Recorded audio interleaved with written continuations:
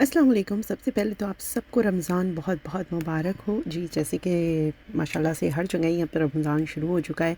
अच्छा, कुछ जगहों पर इंक्लूडिंग कनाडा, टोरंटो में भी ये थोड़ा सा कन्फ्यूजन हुई थी, क्योंकि हम बेयर आइज़ से जो है वो चाँद को देख सकते थे, और कहते हैं कि जब आप बेयर आइज़ से देख ले तो इसका मतलब है कि चाँद नज़र आ गया है, तो इसका मतलब है रोज़े स्टार्ट हो गए।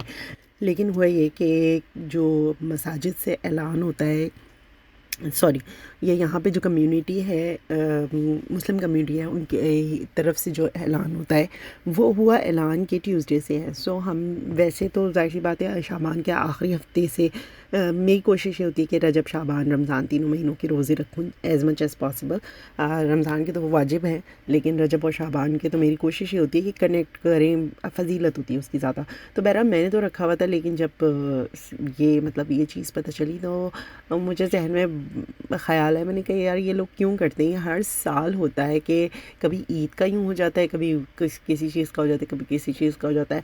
और ये सिर्फ बाहर रहने वालों का मसला नहीं, ये पाकिस्तान में भी होता है। और आई नो कि ये बड़ा क्योटिक हो जाता है।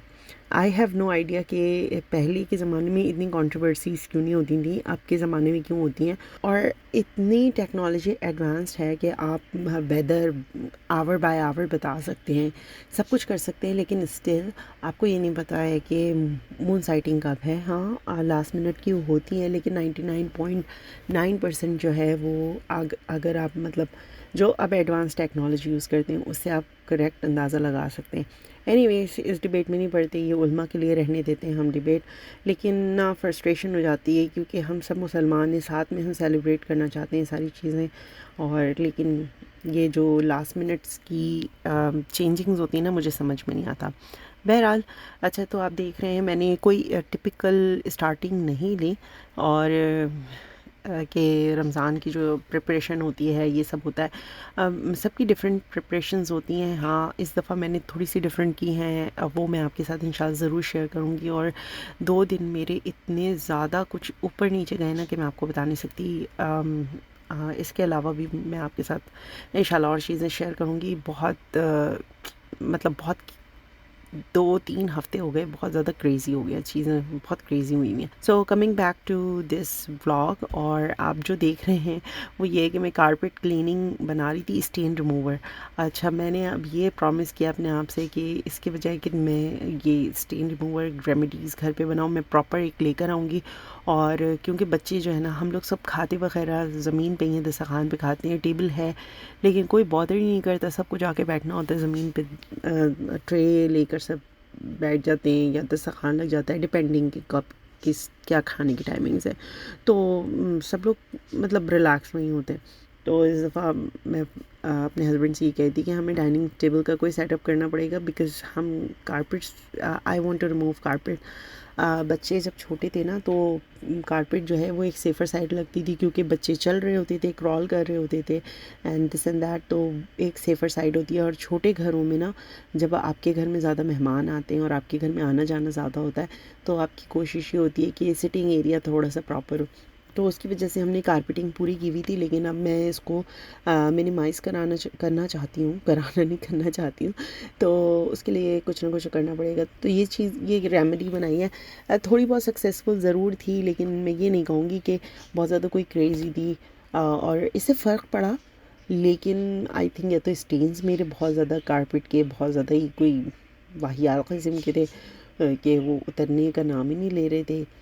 लेकिन ये है कि उससे थोड़ा सा फ़र्क ज़रूर पड़ा था। सो मैं आपको आगे बिफ़ोर एंड आफ्टर दिखा दूँगी। ये सारी चीज़ें जो थी ये मेरे पास घर पे होती हैं। और ये जो हाइड्रोक्लोरिक एसिड है ना, इस काफ़ी ज़्यादा और डिफरेंट किस्म की सफाई की चीज़ों में भी यूज़ होता है। सो मैंने 2-3 डिफरेंट रेमेडीज़ देखी थी, जैसे कपड़ों पे दाग धब्बे पड़ जाते हैं ना, और स्टेन्स आ जाते हैं, तो उसके लिए भी काफ़ी रिकमेंडेशन थी कि इसको डिफरेंट चीज़ों के साथ मिला के लगाएं, तो स्टेन्स बहुत चले आते हैं। इवन ज़ंग लगा हुआ हो ना अगर आपकी चीज़ों में, तो वो तक उतर जाता है। सो अभी मैं उस फेज़ में तो इतना नहीं गई हूँ, लेकिन इंशाल्लाह अगर मैंने ऐसा कुछ ट्राई किया, क्योंकि कुछ कपड़ों में हैं स्टेन्स, तो उनको मैंने फ़िक्स तो करना ही है। तो जब इंशाल्लाह वो करूँगी तो फिर मैं आपको बता दूँगी। हाँ, ओके जनाब, तो बातें चल रही हैं कि रमज़ान में मेरी सबकी, जैसे मैं बोल रही हूँ, तो रमज़ान की जो है वो सबकी डिफरेंट रूटीन्स होती हैं, सबकी डिफरेंट प्रेफरेंसेस होते हैं। बहुत सारे लोग जो हैं वो 100% होममेड खाना चाहते हैं, बहुत सारे लोग जो है वो जॉब्स की वजह से या अपनी दूसरी ज़िम्मेदारियों की वजह से हाफ़ एंड हाफ़ करते हैं, और कुछ लोग जो है वो बाहर का ज़्यादा खाना प्रेफर करते हैं। किसी कोशिश नहीं होती कि वो जो है वो ऑर्गेनिक चीज़ खाए, ऑर्गेनिक चीज़ ना खाए। लेकिन मैं आपको एक इंसिडेंट शेयर करती हूँ। ये इंसिडेंट हुआ था यहाँ पे इकबाल फूड्स है, वहाँ पर मेरे साथ नहीं हुआ, किसी और के साथ हुआ था, but I was like stunt कि ऐसा कैसे कर सकते हैं लोग ना। और हम लोग वहाँ से, मैं भी मसाले वाली आयल में खड़ी हुई थी और एक और लेडी थी, वो भी मसाले वाली आयल में खड़ी हुई थी। और जो ये शान के और तूबा के और हबीब के मसाले नहीं होते, रेडीमेड मसाले बाज़ार के, तो वो हम लोग देख रहे थे। और मैं भी ले रही थी, वो भी, और भी लोग खड़े हुए थे, मतलब ले रहे थे, बट उनके साथ ना बच्चे थे, 2 बच्चे थे जहाँ तक मुझे पता है। सो वो चीज़ें पिक कर रही थी और आउट ऑफ नोवेयर जो है वो खातून आई और उन्होंने आके कहना शुरू किया, तुम लोग क्या कचरा खिलाते हो अपने बच्चों को, ये क्या घर में पकाया नहीं जाता आजकल की औरतों से। और इस किस्म की वो बातें करने लगी। अच्छा, इससे पहले उनको कोई रिप्लाई करता, सारे इतने शॉक थे कि एक तो आप किसी को जज वैसे ही नहीं कर सकते, दूसरे नंबर पे आप कनाडा में किसी को जज बिल्कुल भी नहीं कर सकते। आई मीन दिस इज़, क्या बोलूँ मैं आपको, it was bizarre. Who the hell are you कि आप किसी को बताएं कि आप घर में आपको कैसा खाना चाहिए, कैसा खाना नहीं पकाना चाहिए, ऑर्गेनिक बनाना चाहिए। आपको नहीं पता कि उस लेडी की या मेरी या किसी और की भी क्या सिचुएशन है, हम लोग क्यों बाहर से ख़रीद के खा रहे हैं या हम बाहर के मसाले क्यों डालते हैं, आपको तो कोई आइडिया नहीं ना। आप हमारे घरों में आके पकाएंगी, तो अगर तो आप मतलब कोई ऐसी ऑफ़र दे रही हैं कि मैं आपके घर का किचन संभालूंगी, तो फॉर श्योर आप आएँ ज़रूर, क्यों नहीं, थोड़ा बहुत दे दें अपना फीडबैक। लेकिन आप किसी को ये नहीं कह सकती कि क्या बात हुई, तुम कैसा खाना खिलाते हो अपने बच्चों को। एनीवेज, बहुत ज़्यादा शॉकिंग था सब लोगों के लिए। और वो खातून आई, वो बरसी, उन्हें 4-5 बातें सुनाई और उसके बाद वो चली गई। And everyone like was like shocked, और किसी को पता नहीं चला। वो लेडी खुद इतनी स्टंट थी क्योंकि बच्चों के साथ थी, तो ऑफ कोर्स वो तो और ज़्यादा ही ना। एनीवेज ऐसे लोग आपको ज़रूर मिलेंगे। ओके जनाब, यहाँ पे मैं आपके साथ शेयर कर रही हूँ कि हमें ये नज़र आई, इकबाल फूड्स की क्यों मैं बात कर रही थी, तो वहाँ पे हमको ये टिन पैक में ना जावेद निहानी नज़र आई। तो मेरे हस्बैंड ने कहा ये लेके ट्राई तो करना चाहिए, कभी ना इमरजेंसी होती है या वीकेंड पे पकाने का दिल नहीं चाह रहा होता, कुछ ऐसा तो हमारे घर में होना चाहिए कि तुम्हें इतना काम वाम नहीं करना पड़े, और हम ये ट्राई करते हैं। मैंने कहा अच्छा चलें देख लें, आपकी मर्ज़ी है। फिर हम लोग ये लेकर आए। वैसे आई थिंक ये $16 का या $18 का टिन मिलता है, लेकिन सेल पे लगा हुआ था $13 का।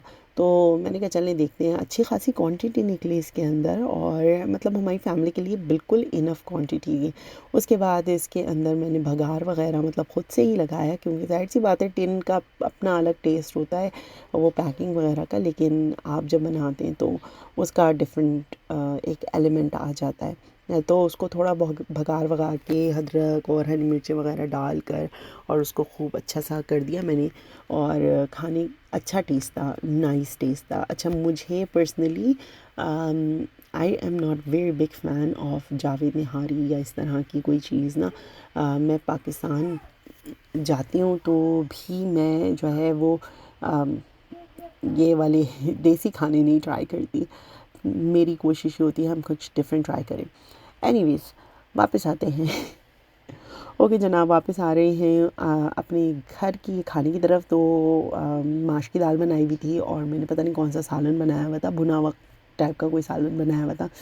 तो मेरे हस्बैंड, और खिचड़ी भी बनाई हुई थी मैंने। हाँ, माश की दाल की खिचड़ी थी और सालन बनाया था, मेरे ख़्याल से भुना हुआ मैंने सालन बनाया था। तो मुझे याद भी नहीं है, तो पुरानी फुटेजेस हैं जो मैं निकाल निकाल के आपको दिखा रही हूँ। तो मेरे हस्बैंड ने मुझसे कहा कि जो भी है ना उसको मिक्स करके बस गरम कर दो और ला दो मुझे, रोटी वोटी नहीं बनाओ। अब माश की दाल थी और स्ट्यू, हाँ मैंने आखिर में दिखाई दिया कि क्या था।